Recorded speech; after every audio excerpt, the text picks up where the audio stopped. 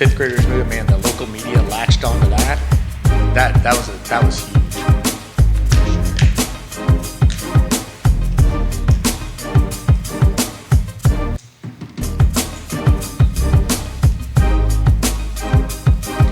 Guys, welcome to the I Love CVille Show. My name is Jerry Miller. Thank you kindly for joining us. We are live in Charlottesville, across the Commonwealth, the country, and the world on the I Love CVille Network, presented by Scott Wagner of Scott Wagner Integrated Medicine, powered by Ting Fiber Internet, crazy fast internet. And I'll tell you what, today's show is going to be sizzling. One thing the McArtors do very well is they stand up for what they believe in. And we have what I've identified as a power couple, community stakeholders.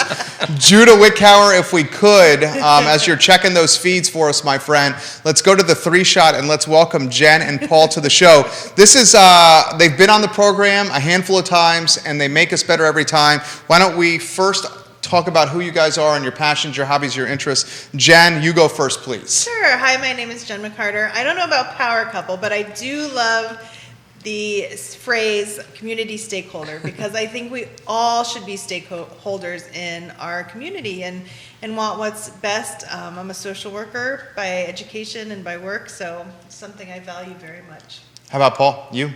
So Paul McArtor, I'm happy that it wasn't referred to as stirring the pot, because that's how Jenn usually refers it. You're someone who cares. So I'm a realtor here in Charlottesville. We moved here about 8 years ago, about 8 years ago, prior Air Force. That was what brought us here. And, Air Force? Yep, Air Force, and then decided to stay. 6 months after we got here, we knew this was, Charlottesville was the place that we were going to stay in, so dove right in. I love it. So he's a realtor. She's an entrepreneur. They have 2 fantastic daughters. You see them often around the community. The topic du jour is development in the south side of Charlottesville at a time where infrastructure, specifically schools, are strapped and overcrowded. Jenn, the show is yours. Yeah, I mean, it's a little bit, if you've watched the show, we went through this in the spring with the overcrowding at Mountain View Elementary and the 5th graders there. And it seems like the county is not willing to let the school system catch up. And they're just pushing ahead these developments without the school board, not giving them the opportunity. They're looking for land. They are trying to, build new schools and do these things. But when do they get that opportunity? They're always having to scrabble and react to new developments instead of being given the opportunity to be proactive. Paul, your thoughts? No, that's exactly right. What sparked me reaching out to you about this one is the latest planning commission meeting, another development in Mountain View, which, as we talked off air, this is not an anti-development thing. He's a realtor. Yeah, this is not a NIMBY thing to where I don't want it in my backyard. And in fact, I actually really like the project. And it literally is in our backyard. Yeah, literally. Right, it is. So the project itself is not bad. What is bad is that, as Jenn said, we went through this whole thing in the spring to where Mountain View was so overpopulated that they were trying to send the 5th graders to middle school in this weird, for lack of a better word, like bastardized setup. We were able to fight that, get some temporary trailers put on. There's an addition plan for Mountain View. You succeeded. We did succeed. They put in some temporary classrooms, I think 6 or 8 of them. They're great, and they're beautiful. The 5th graders love it. They call it their island. Yeah, 5th grade island. And they have an addition, being an expansion of it being planned that should hopefully be done in a couple years. But the problem that we talked about in the spring that is still there is that addition is going to fix today's problem 2 years from now. Yeah. And 2 years from now, we're going to have a totally different problem. It's not going to fix the 5 extra developments that are being built in our school district. They had a consultant come in and talk to everybody, and the recommendation from the consultant is that the Mountain View School District needs to be split in half, and they need to build a second school. How long? So how long until they'll be done? We're not even in I think on your best case, you're talking 4 or 5 years. Best case. I mean, they don't have a piece of land. They got to get it in the budget.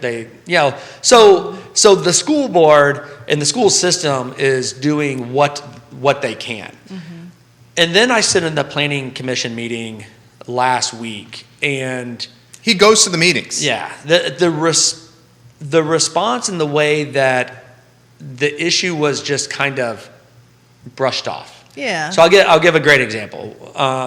The vice chair of the planning commission, Karen Firehawk, one of her big feedback that she gave about the program about the project is that the buildings weren't architecturally pretty enough. They just looked like boxes. They're townhouses. That's kind of, I live in a townhouse, kind of how they look. They weren't architecturally pretty enough. That gives her some concern. Oh, and the overcrowding thing, but I approve. Rick Randolph, who's also on the planning commission, brought up that it didn't have a bus stop put in, which one isn't required, and two, the buses don't even go there yet. Yeah, we don't even have a bus stop anywhere. And that it had 15% affordable housing, which is the minimum, and he wishes it had 20. Oh yeah, oh by the way, and that, the overcrowding thing, but I approve it. And in follow-up emails with them, Karen Firehawk said that she didn't believe that the project would produce enough students to overwhelm the school. I don't know where she's been the last year. Because they're overwhelmed now. 3, 4. Yeah. They're so overwhelmed they were trying to ship them to a different school. And this development, we have Spring Hill Village, which is, up and running and is building and adding new families every week. Galaxy Farm. Galaxy Farm is moving dirt. Avon Park 2 is moving dirt.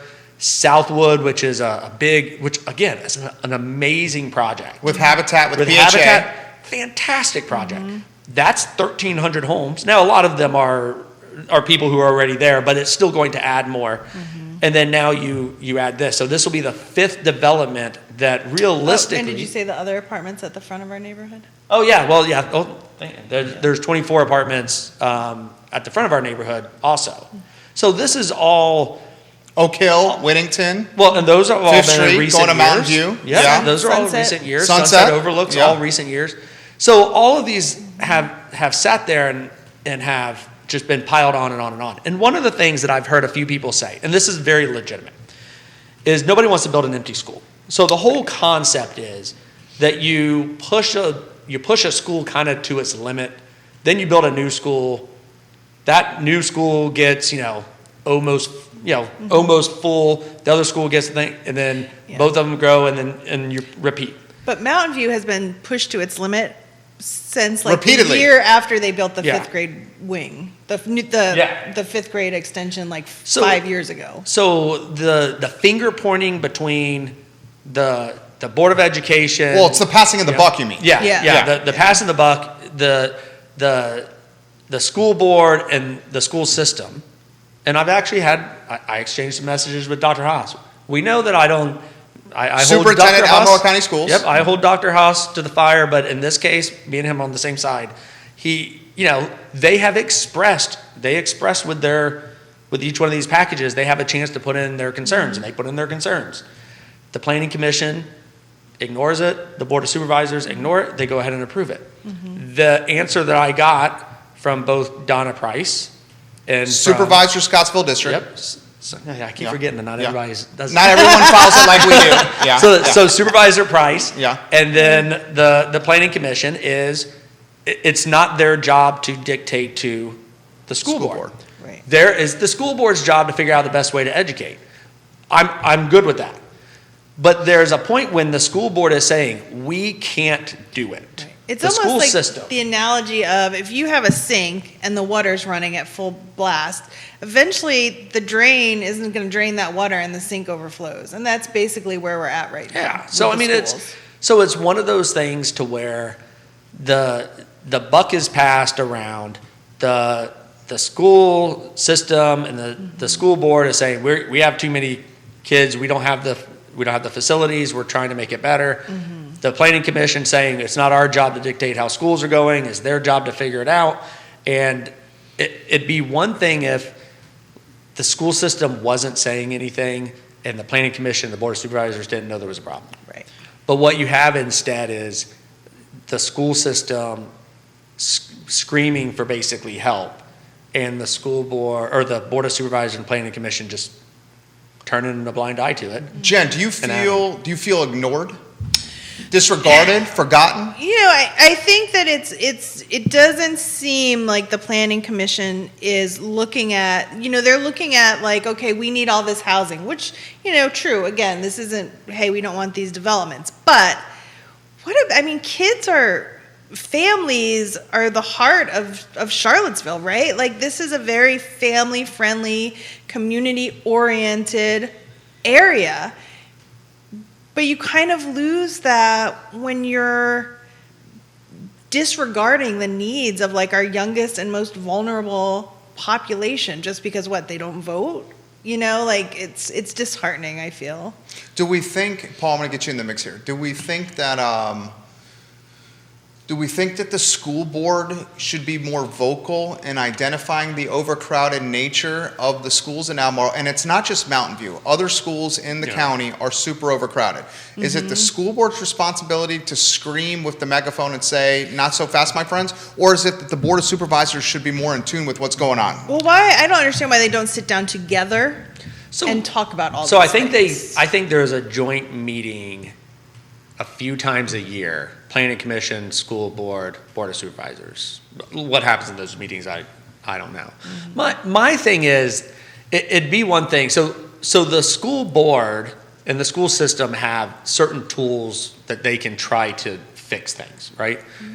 So one is redistricting. Mm-hmm. Nobody likes the idea of redistricting because a lot of times people, I'm a realtor, right? A lot of times people buy a house based off of the school system. 100%. So it's really kind of a necessary evil sometimes that people do that and all of a sudden the school district changes. But as you said, so many schools in the county are overpopulated. Or underpopulated.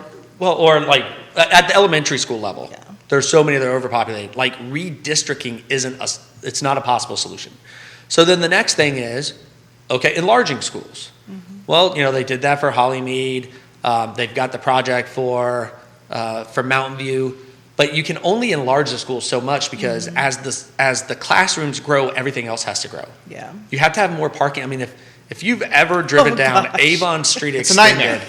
Yeah, during open house. Yeah, it's a nightmare. It is. And they did add parking horrendous. this summer. Yeah, but they were able to add like 6 I don't know, spaces, 8 spaces. So and not just that, buses. Yeah. So buses. So everything has to grow. So the idea that so you can do redistricting, you can do addition, and then the other thing is you can add schools. Mm-hmm.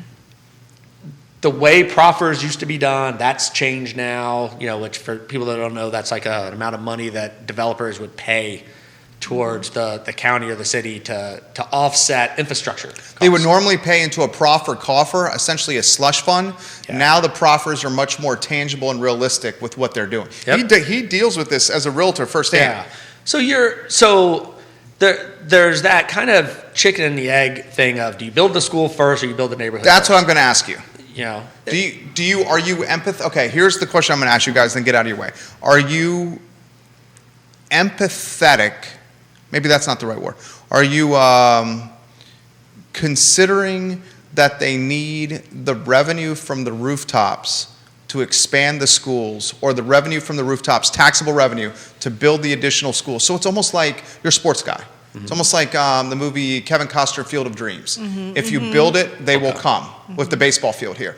Or, like Paul said, and you're 100% right, chicken and an egg, do you build the school first and then build the development around it? There's really no right answer. Yeah, no, there's no right answer because people will complain either way. Because like saying earlier, you build the school first, then you have this empty school, and then people are like, why are we paying tax dollars for this empty school?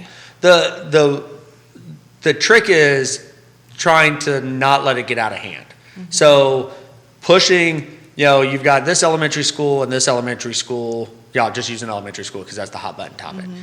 They're both starting to get near the brim. So now we're going to build another school. We'll empty out some, and then the 3 of those now all have like margin. They have extra space, and they all 3 grow.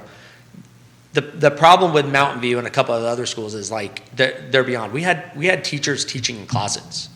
And the no office library. space. The and library. the- You know, now that we got these trailers in, we finally got a music room and an art room back up. Yeah. These are, you know, these are things that the planning commission, the board of supervisors, they need to recognize. So is there an answer? And I don't know if this is there an answer to where they can say, hey, we approved this project, Right. but you can't finish it until the new school's built. It's my or something. understanding, like the new high school that's going in, like by North Point up 29, is that, or at least I heard the plan was to build the school, fill it the first year with 9th grade only.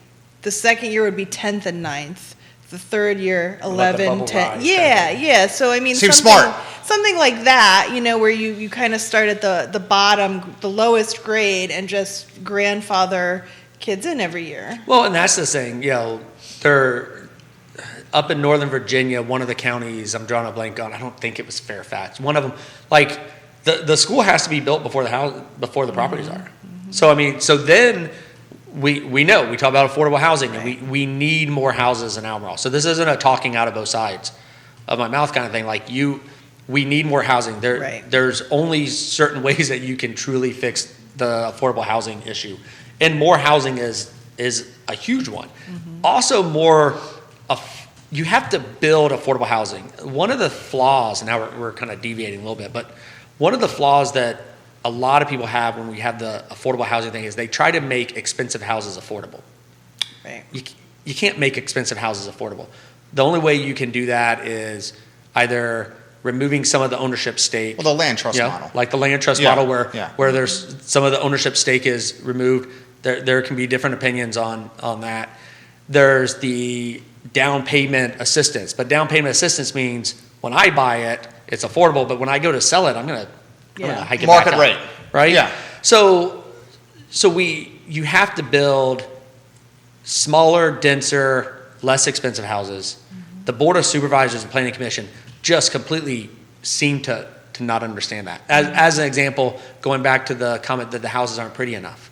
It's like, if we want every neighborhood to have 25% green space, playgrounds, Parking. you know, parking, oh, we got to have all these pretty trees. Oh, we want to have all, if the planning commission and the board of supervisors with the rules they have in place and that We're gonna run out of pushing to land. make these, well, they make it more expensive to build the house. Yeah. That means the house has to be sold for more.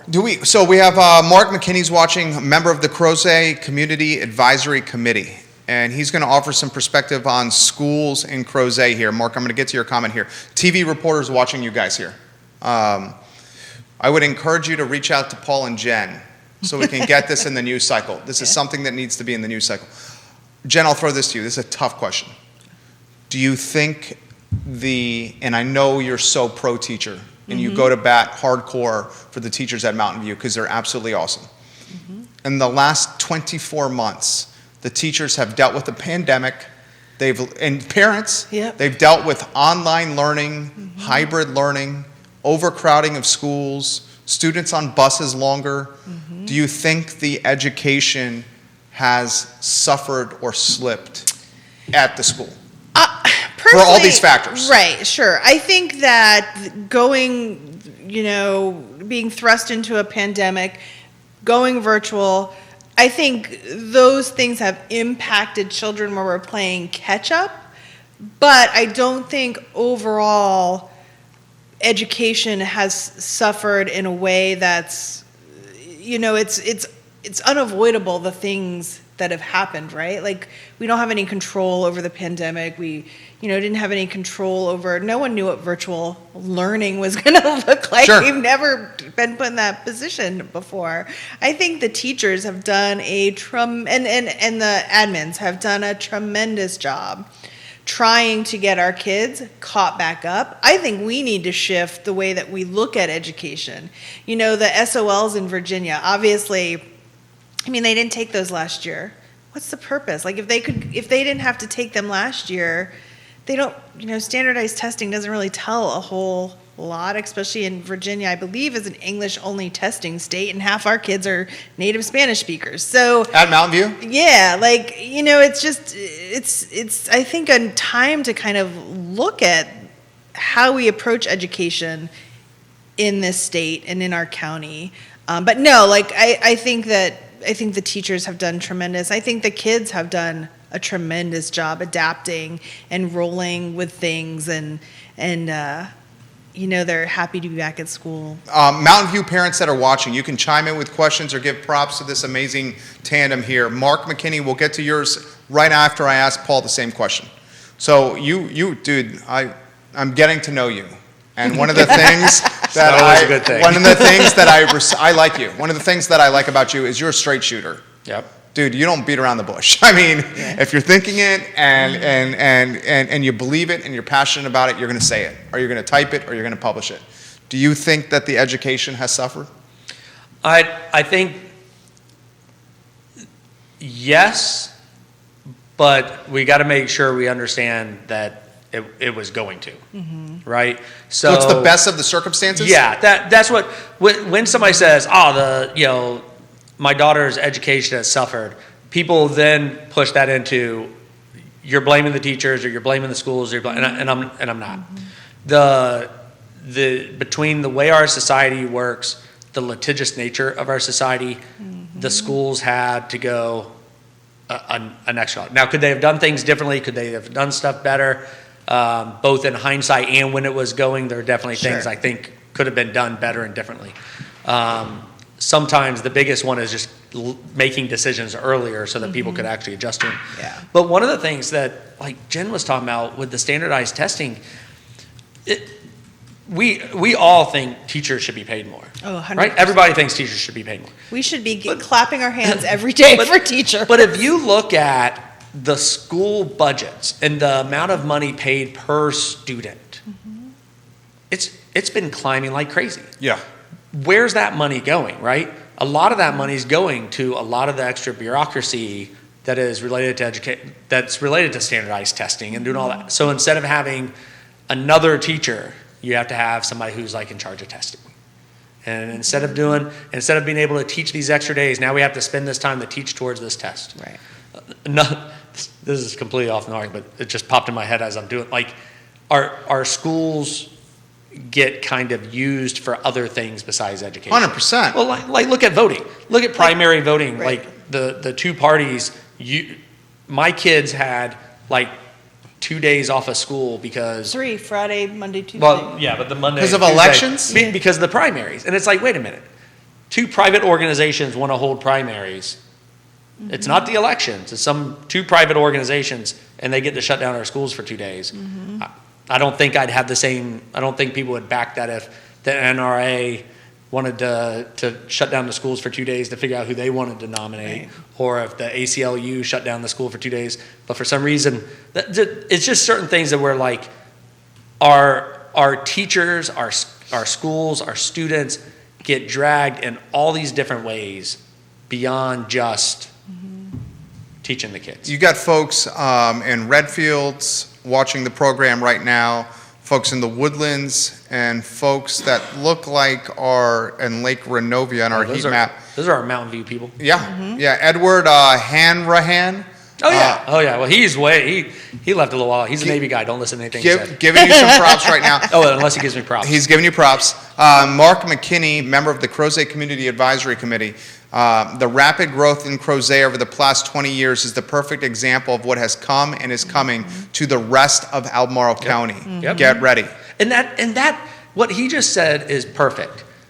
The Planning Commission, the Board of Supervisors, and the school board aren't learning. Right.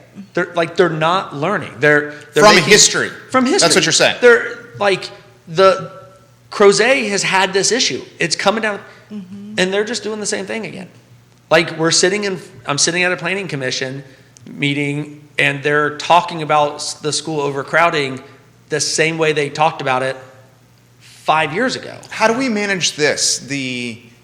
Because you said this perfectly beforehand. Before the show started, we were having a conversation like we always do. And I'll let Jen, finish what we were talking about. We were like, it's turning into just this wealthy community. Where are the service people going to live? They're getting gentrified and pushed out here. How do we manage the need for additional rooftops and beds to accommodate all the people that want to live here, in particular folks that are living on the financial margin, with infrastructure like schools and roads, and as you identified, water. How do we manage that? How do we navigate that? And it's not even like service industry employees, but it's also teachers, fire, police, nurses. I mean, you know, these people that are providing vital services to our area cannot always afford to live in the areas that they're providing those services in, and that's ridiculous. Like, that's not how it should be. Affordable housing is not a $450,000 townhome. Amen. Amen. Right? Although Thoughts? I have one coming on the market. Always be closing. I like that, Paul. Well, what you're seeing a lot. So a few years ago, the Charlottesville Area Association of Realtors, CAR, had like a leadership academy that I went through, and like one of our projects, our capstone or whatever you want, it was about, you know, trying to solve affordable housing, right? So the first thing is affordable housing, like a lot of other things in politics, is a buzzword. It doesn't always mean the same thing to everybody. Yeah. And it's just fluid enough that you'll never be able to solve the problem, because Well said. it's way too easy to fundraise and get elected based off of. But one of the big things is pushes to other counties. You know, pushes to places like, I'm seeing more and more that go to Lake Greene. Monticello, go to Greene County, go to, you know, Waynesboro. places like that.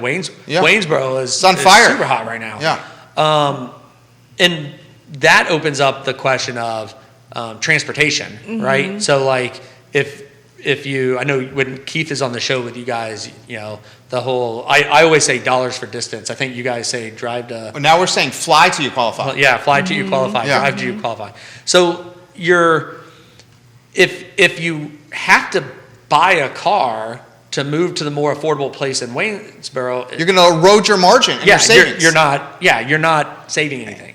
So that's where I always go back to. We got to have, you know, I don't like using the word cheaper because people think cheaper means bad, but less expensive, more dense, smaller houses. Yeah. Look, use Galaxy Farm as an example. So that's a new development that they're pushing dirt around now off of Scottsville Road right after you get to Mill Creek. When that project was originally started, Nicole Scrow was the developer at that time. It was a cool project. It was all centered around trying to build these small little cottages, you know, 1,000 square foot cottages. Perfect for somebody downsizing, perfect for somebody living by themselves. Starter home. A starter home, perfect. The county and the planning commission Whittled it down. crapped on this Yeah. plan over and over to where, you know what, Galaxy Farm is going to be a nice neighborhood. Jen and I have been watching it for possibly us to move to. But it's not that anymore. It doesn't check the affordable housing box anymore, No, right? it's the same as all the other new developments. And it's not because of Nicole. It's No. because Oh. what Right. local red tape and government has pushed her hand to do. Yep, everything. Is that fair? Yeah, that's exactly fair.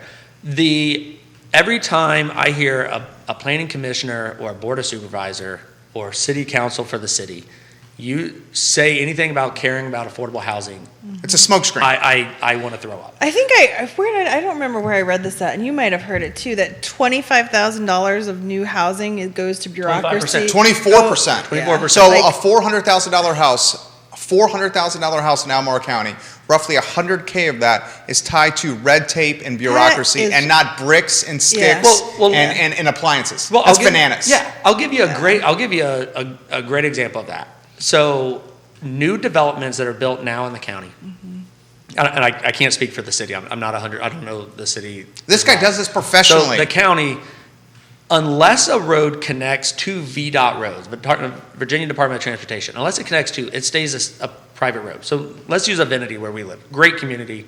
Avinity, we have private roads. Okay. We also have to have, and part of this is nice to have, and part of this is mandated by the county. The county wants people to have, playgrounds. And you got to have common space, which means you got to have people to mow the common space, all that. So you end up building this HOA, and then you add on, you got to also do private roads. Now you have an HOA of, say, $100 a month. That's probably low. For everything, that is probably low. So $100 a month so that you can pay for your private roads that you're forced to have because Right. the county, the VDOT won't take them over. $100 a month is roughly, really rough, $20,000 of buying power. So if you $1,200 a year, $20K in buying power. So if you normally could have bought a $350,000 house, now you can only buy a $330,000. That's a good stat. There's a big difference between, if you look, I mean, there's not inventory in almost anything, but you get lower, the inventory drops. So, and then what ends up happening is now you're paying this $100 that instead of you being able to buy a more expensive house and that $100 going towards your principal and building you wealth, it's just going to an HOA. So those are decisions that are being made to where people are saying, we believe in affordable housing, but we also want you to have these really expensive trees. And we also, if you do 25% green space, that means that's 25% of the neighborhood that can't be developed. The developer then needs to make more money off of the 75% that can't be developed.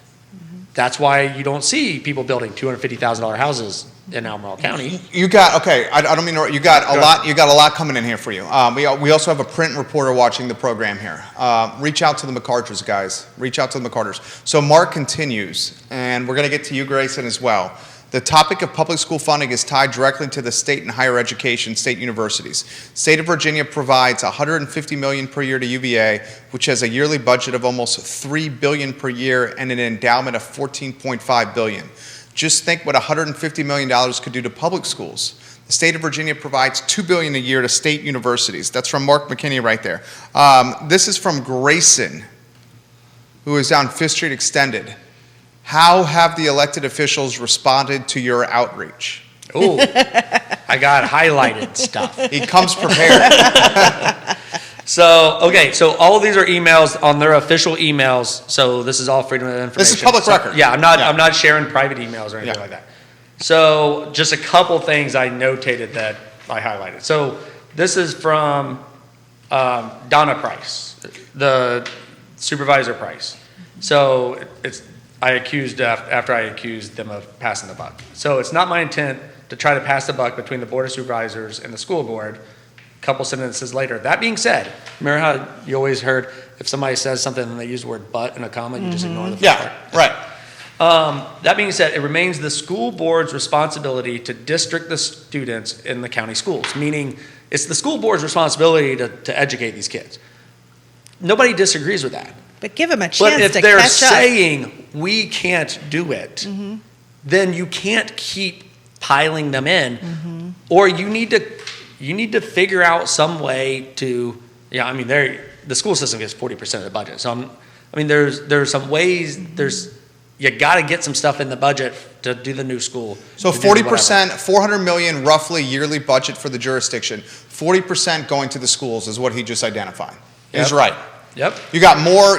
More communication. So here's from Karen Firehawk. And identify who she is. Karen Firehawk, Vice Chair of the Planning Commission. Right. I think I already read this one. This is the one that says. Let me go to the next one. So let's see. So my staff. Sorry. This is from Dr. Haas, Superintendent.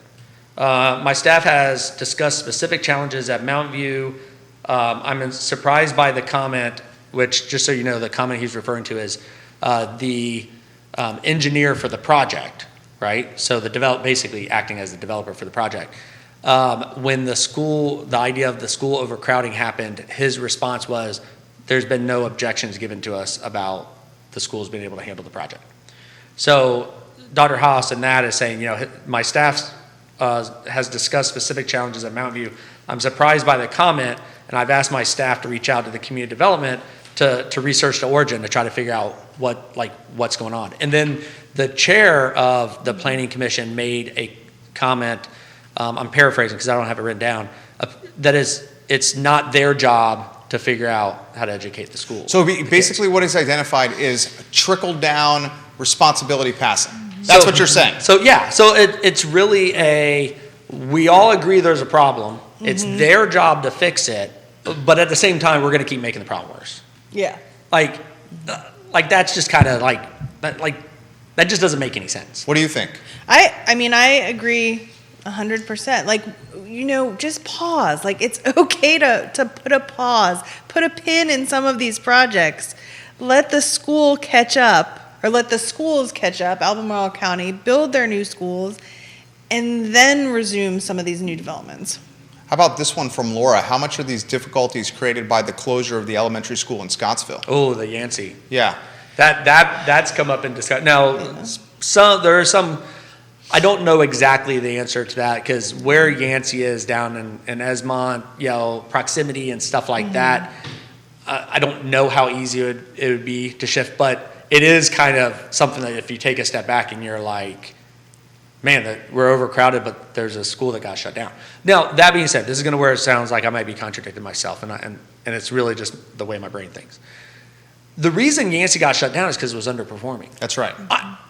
I think that's important. As I think that it's, especially as the pandemic has happened, I think people are starting to understand the benefit of school choice and stuff like that. And that school choice can sometimes be put my kids in virtual school, private school, whatever. So as that's coming, it's imperative for the county to not just deliver a babysitter for our school, but to do education and stuff like that. So I'm not against the decision of, hey, we have an underperforming school, we need to do something to address it. I'm actually for that. Now we do have a building that's there. Now I know the building is being used for other things, but we have something there. I do wonder how that kind of has rippled in the fact, and I don't know the exact details of that. What have you heard, Jen, from the teachers about working harder than ever before for pay that's meager and below? I think teachers are exhausted and burnt out. We look at we see it now with nursing. I think UVA Medical lost 25% of their staff last year within the past year, and I think that teachers will probably be the next wave, and this is just my opinion, but the next wave of people who are like, this is not worth it.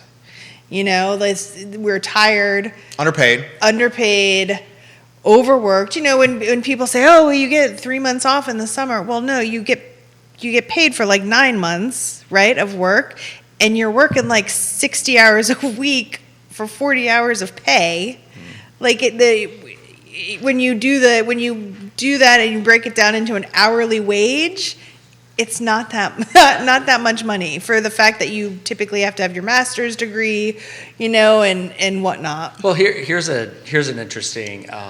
This came up during the pandemic. So I'm big in the school choice. Another reason I don't think the school board would work on it. I'm really big in the school choice, and one of the cool concepts that started floating around. It's been around for a while, but it hit some traction during COVID. Is the idea of micro schools, right? What's a micro school? So that's the slang I've heard it called. It basically would be okay, you have a teacher, and you say, okay, me, the Miller, the McArtors, the Millers, 2-3 other families. We have our 8 kids.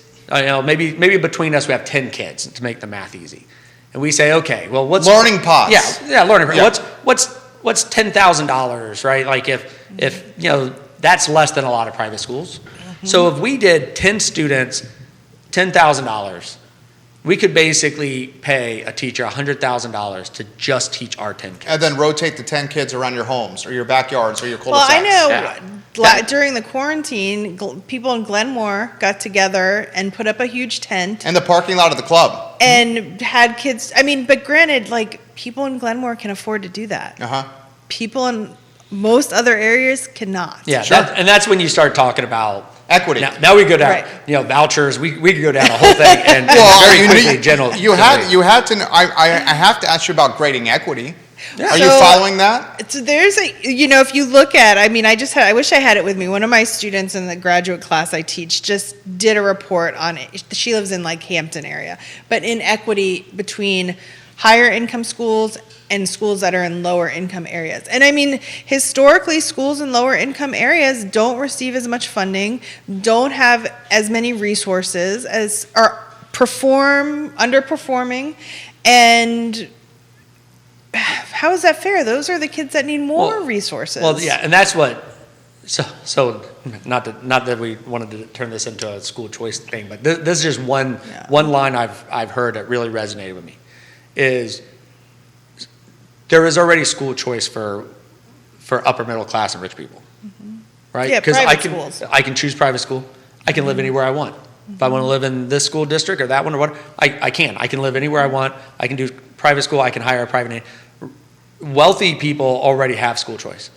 When the school choice conversation pops up, it's not a question of do we believe in school choice? It's do we believe everybody should have school choice, right? I mean, do we believe that the poor kid in underperforming school should have the option to go to that other school? Go ahead, finish your thought. So I mean, so when those discussions happen, I always hear these terms about, school choice and stuff will hurt the lower income people. No, it won't. I mean, a lot of places have, not here, but like other areas of the country, charter schools have become hugely popular, and allow kids kids across the board, more opportunities to go to a school that aligns with the things that they need and or want to do later in life. So I think the pandemic has opened up a lot of people's minds on school choice, and because school choice is like the mask mandate, right? And school choice can be, I want to send my kid to a school that doesn't require masks, and it can also be, I want to send my kid to a school that does. I want to send my kid to a school that requires everybody to be vaccinated. I don't necessarily care about that. Like it gives choice for everybody, kind of thing. That's a revamping of the school system in a whole. I don't expect Dr. Haas to take that on. Right? If we have 5 developments in the pipeline that feed into Mountain View, are we back at square one with taking the 5th grade out of the elementary school? I have not heard anything like that mentioned. But right now the problem is currently solved, right? 2 years from now. That's what I mean. When there are more rooftops. Yeah. What's going to happen is those 6-8 classrooms that were put in that are supposed to be temporary classrooms. They're going to be permanent. The new addition is going to be put on, and those classrooms are going to have to stay there. Okay. But again, so we're fixing 2 years problem now. That still doesn't take care of. Yeah.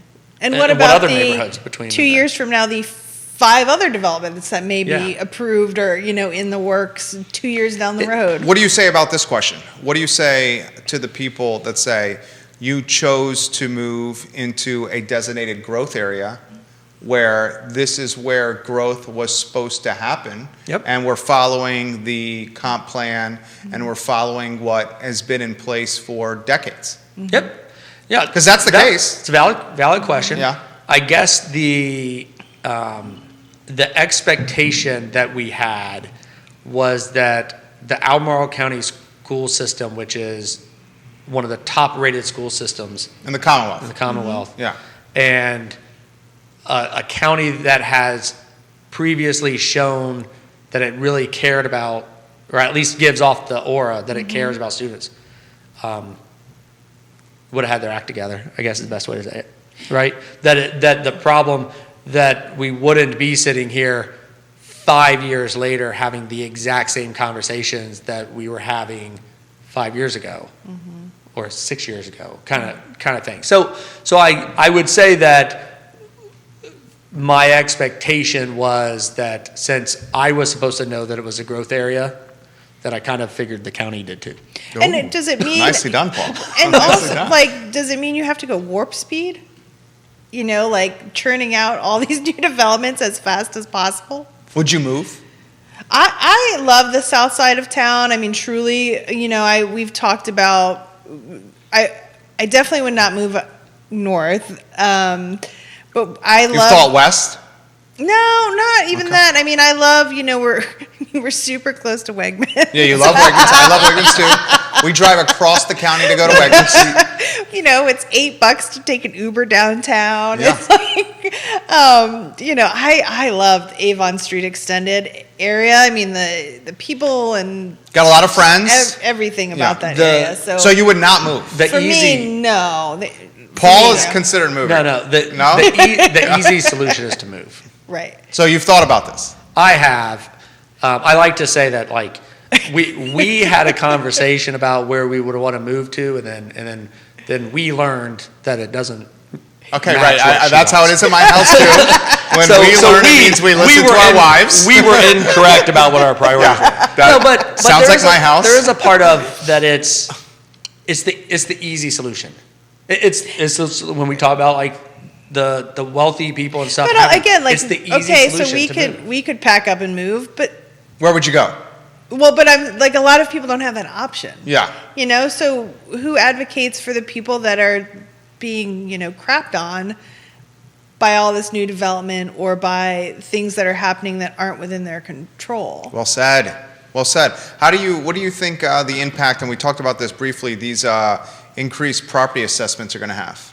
Have you gone down that road? I mean, it's kind of an interesting thing for people to decide to do who keep harping about trying to make housing affordable. Mm-hmm. I mean, it's just, it's hypocrisy. And I know we're sitting here, and if I put myself on the other side, like, and I'm listening, I'm going, man, these guys can't win. Yeah. He's saying that they need more housing, and then he's complaining about the neighborhoods being built, and they're saying they need more schools, but they also don't want taxes to go up. Like, it is a very difficult situation. Amen. Right? That's I'm not sitting up here going, I mean, I got my ideas if I had a magic wand. Well, I want to hear it. Hold on. Oh, wow. You actually have a magic wand. Da-da-da. All right. So, what is your magic word? Seriously. So it's a multi-tiered approach. I like this. I like this. What I have seen, we're going to knock out. So, Fashion Square Mall. Yeah. Right? Oh, wow. We love Fashion Square Mall. Okay. It's interesting. It starts there, right? So, I have seen. You've heard this before, Jen. We talk about these things. She doesn't like to listen to them, but I talk about them. Vanessa Parkhill, hello. So, I have seen in other places to where the county, the municipality has taken over an old mall. Mm-hmm. Now, when I say take over, I'm not talking about eminent domain, stealing somebody's property. I don't do that. Like purchase. Yeah. Purchasing, lease, whatever. Sure. You move. He's a big property rights guy. You move we know that. all the county facilities. You can empty out the building on 5th Street. You can empty out the building there on Old Lane High School. By Wendy's. Right? You can bring all that. You put it all into the Fashion Square Mall. One-stop shop. Still leave businesses and stuff. You don't have to take over the whole mall. Good Lord, I don't want government being big enough. We fill up the whole mall. Plus, I like Belk. But you take the whole, you use those buildings. It's funny. centrally located, plenty of parking, easy on the bus line. Yeah. I would even move the courts there. That opens a whole other thing talking about moving the courts. But if you were to use Fashion Square Mall as that, you could still use the food court and everything. All these county employees could go have food at the food court. There's a great coffee shop in the middle of the mall. And then now, independently owned. So now you do that. You kind of bring everything there. You take care of the eyesore that is Fashion Square Mall, at least to a part, and maybe boost up the businesses on the other side. Mm-hmm. And now you have this really nice, about 12 acres on 5th Street extended that already has a county building on it, already owned by the county. Again, this is magic wand, so I haven't never done. You convert that to another school? Convert that to another school. It's pretty close to Mountain View, though. But that's what they're saying needs to be done. Mm-hmm. So what you would end up doing is you'd end up having that school takes care of the 5th Street corridor, which would be not a bad idea. Your Red Hill, your Mosby Mountains, Redfields, Southwood. Yeah. All of those. Oak Hill. All there go there. Mountain View stays there. Mountain View takes care of it. The Avon Street, corridor, and both have room for expansion. There's my magic wand. That's a great idea. That seriously is a great idea. And you're reusing a building that's basically dying. Dilapidated and dying. Yeah. That is a great idea. Let's acknowledge some of the folks that are watching. You have questions coming in here. Vanessa, we love when you watch the show. You're getting props from Brittany Foster Hull, who's watching the show right now. She knows about planning. Oh, yeah. Her husband, they live in Georgia, and he's a big transportation guy, and they're very active in their community. Todd Jenkins gives you props. Eleanor Martin Shaver gives you props. 3 reporters on the feed here. Interview these people. This topic needs to be in the news cycle. Please, please, please put this in the news cycle. Put in perspective, because I saw this firsthand before I moved. Put in perspective. We talk infrastructure schools. Put in perspective infrastructure roads. Well, what about EMS? Fire, police, are they getting money to expand to take care of all these new developments? Good question. Good topic. Well, my biggest thing when we talk about infrastructure, so obviously the school's the thing that... Because it's our kids. It's the thing that lit me on fire after the planning commission. Right. Is that we would never approve neighborhoods to be built if there wasn't water. Yeah. Right? Or we would look at the Albemarle County Service Authority, we'd say, okay, you have 2 years to fix this problem by the time this project gets started, or something like that. So my problem that I have is that the schools aren't treated at the same level of infrastructure as the other stuff. They're We're more less worried. important. Yeah, they're less important. We would not approve a program or a project if it didn't have road, if it didn't have power, if it didn't have water, if heck, we won't approve it if it only has 20% green space instead of 25, right? I mean, so there's all these other things that can shut down a project. But schools can't. Being a But school not that having is enough school space is so irrelevant. overloaded that we're putting teachers in closets, that's not good enough. So get ready for the question that you knew inevitably would be coming here. Is it about slot machines? No, it's not about slot machines. We can't talk about this. You should come back on. The time with you guys flies. We're 55 minutes in. Doesn't it feel like 10 minutes? I looked at the clock the first time. So Eleanor says you should run for office. You should run specifically for supervisor. So I have just been informed that realtors can't do that. That's why you don't see any realtors on. Yeah, You'd have to recuse yourself from everything. Yeah, I would say my integrity is a big thing. If anybody questions, it's super important to me, which is why I usually do say stuff blunt, because I don't want anybody to ever accuse me of saying something. It wouldn't be right for a realtor to be on the planning commission. I would, and I would say, school board. I think the school board is definitely, school board has been in discussion way more than I thought it would for one of us. Why? Oh. So, See, why? Okay, why? Put in perspective why you wouldn't feel comfortable with it on planning commission. So one would it give me inside knowledge? It definitely would. Which that's not fair. That wouldn't be good.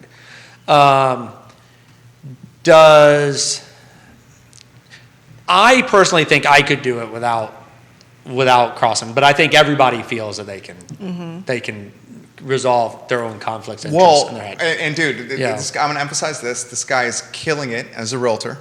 You could temporarily say, I'm going to put this aside and do this, but then you get to the predicament that we're all in, then you got to feed the family. Yeah, well, and that's a little bit, and we had this conversation a little bit before we came on it. A question that gets asked a lot is... This is a great topic, what you're about to bring up. Yeah, a question that gets asked a lot is, why do people on the school board, why is it all, and I don't mean to anybody listening, I don't mean this to be derogatory, why is it always older people, seems like it's wealthy people, retired people, people with no kids in the school. I mean, I don't know the answer to this. I don't know how many on the planning commission have a kid that's actually in school. I don't know the answer. But we know why, though. And it's because the way that it's set up, you just can't. Like for me as a realtor, most of the planning commission or the board of supervisors or the board of education meetings happen on evenings, events on the weekends, all that, which is fantastic, except for a realtor, I guess, when you make most of your... That's when you're showing. That's when you're doing most of your business, is evenings and weekends. Well, how do you stay so in tune then? Taylor Robles is... Robles? Giving you some props. Oh, thank you.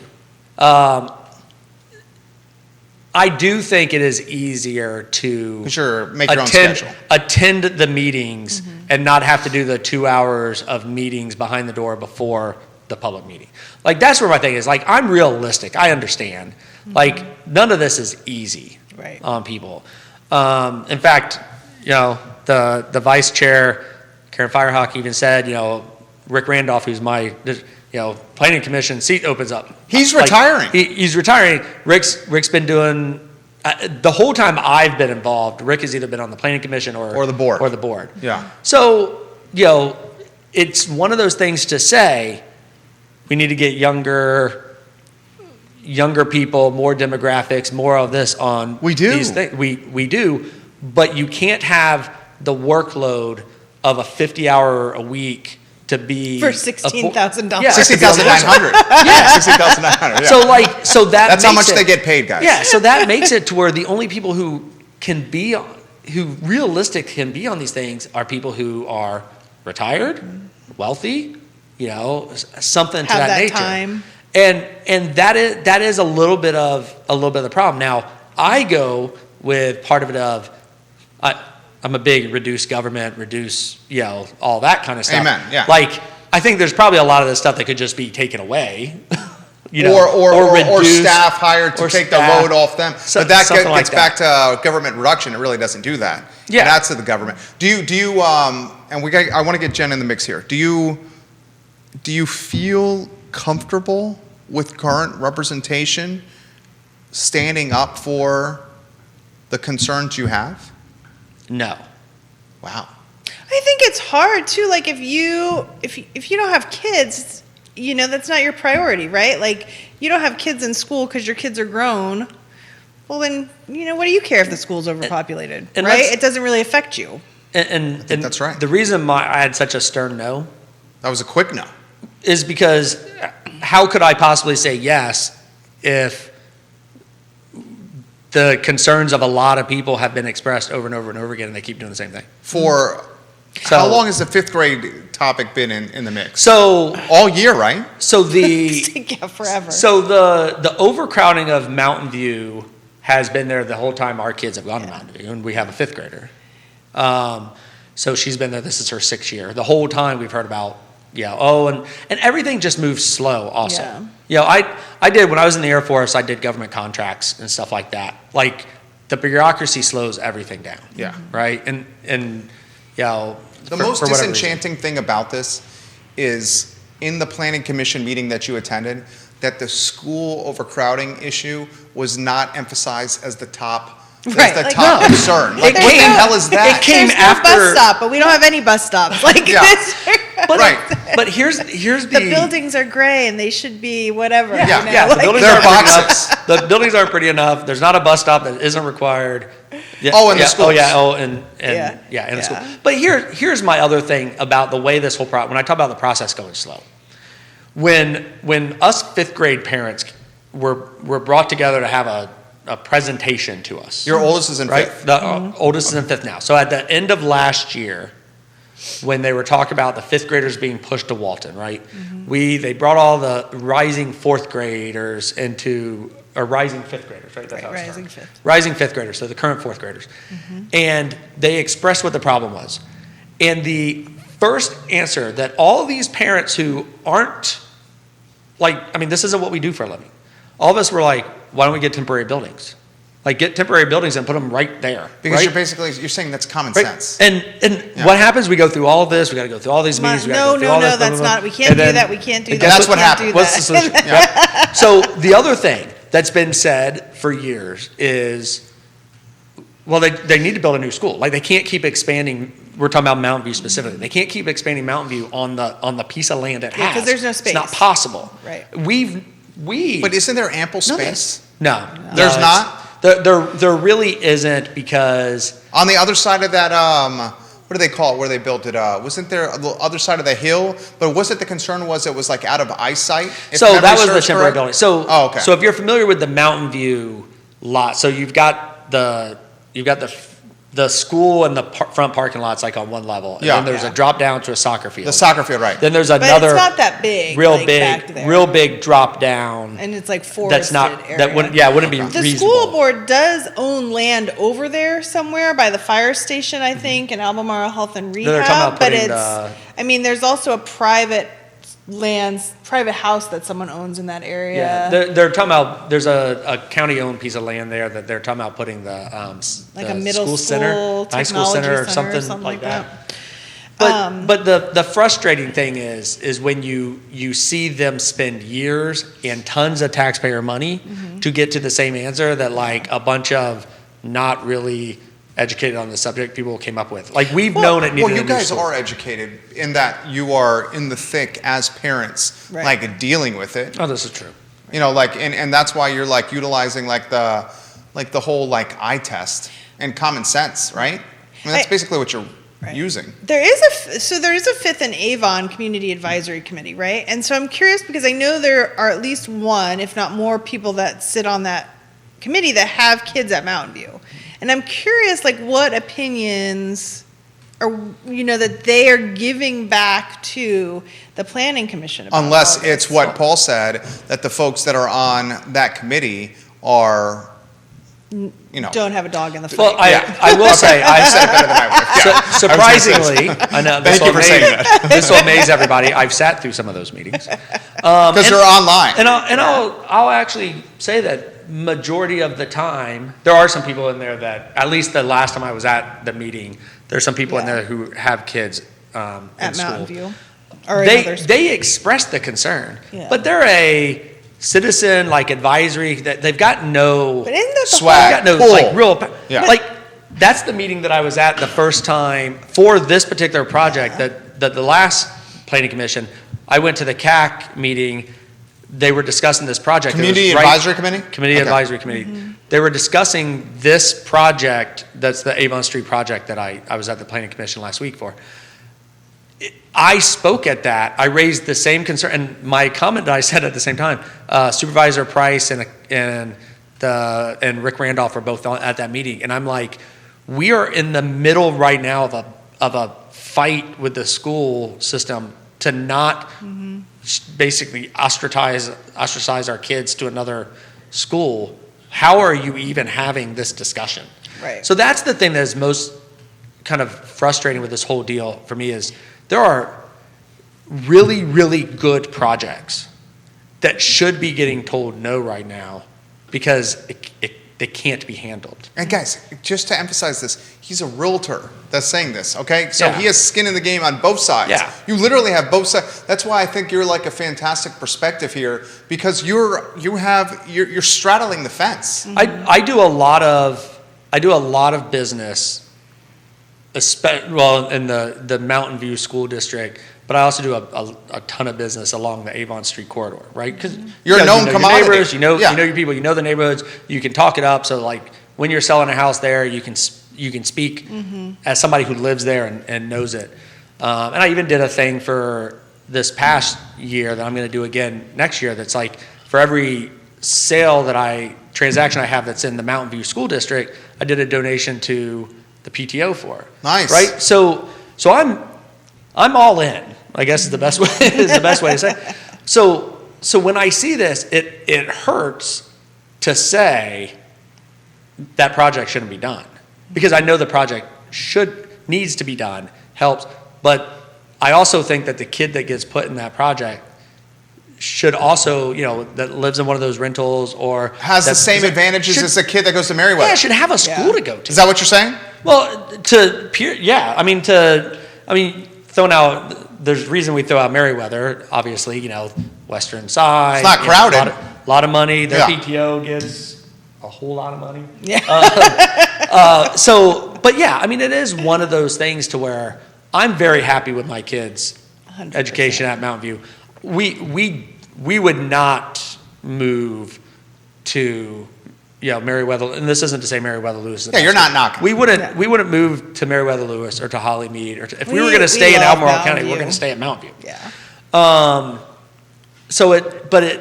When you see that and you talk to one of the teachers, or you talk to somebody in administration, or you talk to somebody at Albemarle County Public Schools, and you go, "What do you think of this?" And you see them bite their lip because they want to say about how ridiculous it is, but they don't feel like they can for whatever reason. Let's do this. And I love when you guys come on the show here. Paul and Jenn McArtor, for those that are listening on Spotify, iTunes, Apple Podcasts in their car and not watching the feed, they are community stakeholders. Stakeholders. This is from Vanessa, and then we'll close with a final word. Okay. And Jenn, you go first here. Time flies with you guys at 1:40 here. Vanessa, the education of our children affects everyone in the community. They will be the people making the decisions when we get old, whether we have our own children or not. So I think that is a beautiful comment right there from Vanessa Parkhill, who watches the show all the time. Eleanor says it's all the schools in the county that are absolutely overcrowded. And I concur with that. And I respect that they're have the courage to speak up on this, because not everybody does, or the time to put into this. So 2 traditional media outlets watching you guys on the show. Jenn, anywhere you want to go here with a final word? Well, I think I said this once when we were on the show before, but, when you look at, we all should be invested in kids within our county, within the city. Kids, especially I think today, need support from adults more than ever, right? Like, we all should want the kids in our area to thrive, and we all should figure out ways to support that. Whether you have a kid that goes to school here or is grown or whatnot, right? We want our kids to be successful and healthy and happy and to grow up to be good citizens of the world. All said. Paul, PM. Man, the last parting shot. No, the biggest thing is to realize that we have to have a balance. Mm-hmm. There has to be a balance of everything. You have to balance development with the schools. You have to balance the desire for nice, pretty neighborhoods with affordable housing, and you have to balance all of these things. So sometimes that does mean that you have to make some hard decisions. There's just because a decision's hard doesn't mean it can't be done, I guess is the biggest thing. Right. And I think sometimes things get pushed. I think the school system, the school board, I don't know when they give their feedback, if their feedback is, hey, FYI, we're overcrowded, remember? Or if their feedback is, we can't do it. And people need to be, if that's the answer, if the answer is we can't do it, they need to say the words, we can't do it. And then us as a community need to look and go, oh crap, like what do we need to do? Tough decisions need to be made, and I feel like a lot of times people either pass the buck hoping somebody else will make the hard decision, or they just figure, I'm going to make the easy decision and then somebody else will deal with it and fix it. That's what I think we see a lot in the county leadership right I think now. that's what's happening. Very well said. Paul and Jenn McArtor, you guys are great. Thank you. Seriously, excellent work. That's the show. We go along with when they're on the show. And we do it because you guys bring ammunition, and you guys are good. All we're trying to do here is have real conversation and hope that conversation is going to impact things. And they positively impacted, along with some other parents, Mountain View and the 5th grade staying at Mountain View. You guys had so much influence on that. And hopefully influence with this as well. So we'll follow it closely. We're back tomorrow with Mr. Alex Erpy on the show. And think about the time of year with the holidays, guys, and what it means to the community and for those most importantly in need. For Judah, for Jenn, for Paul, I'm Jerry, and this is the I Love CVille Show. Take care. Thank you. Dude, you guys are so good. It's so good. When did you do our show? What? Ready?